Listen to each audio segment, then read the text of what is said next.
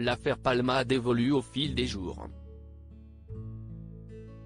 9 jours après le terrible accident provoqué par Pierre Palmade, l'humoriste de 54 ans a été mis en examen vendredi 17 février pour homicide et blessures involontaires aggravées, sous usage de stupéfiants en récidive légale.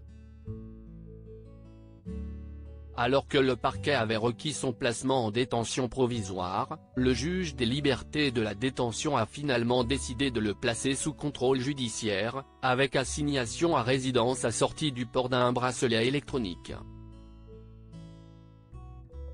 Une assignation à résidence fixée à l'hôpital Paul Brousse de Villejuif, dans son service d'addictologie, une mesure d'une durée fixée à 6 mois, comme révélé par BFM TV, samedi 18 février.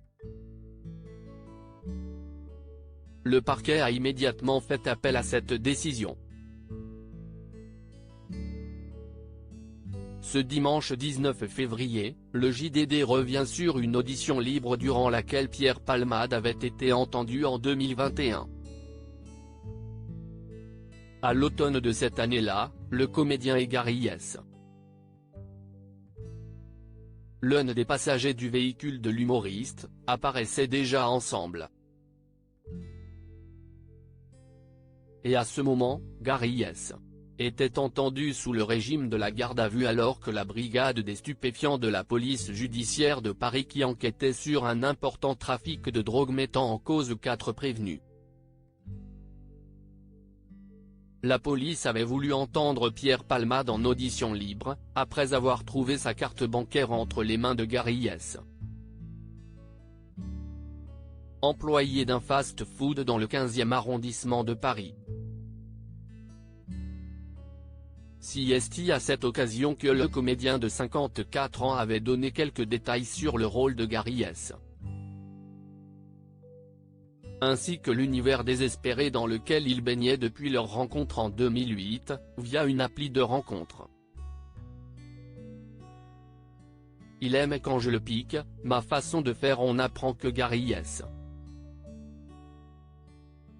a des rapports sexuels avec Pierre Palmade, mais est aussi payé pour le piquer, des injections appelées slam d'une drogue de synthèse connue sous le nom de 3-MMC.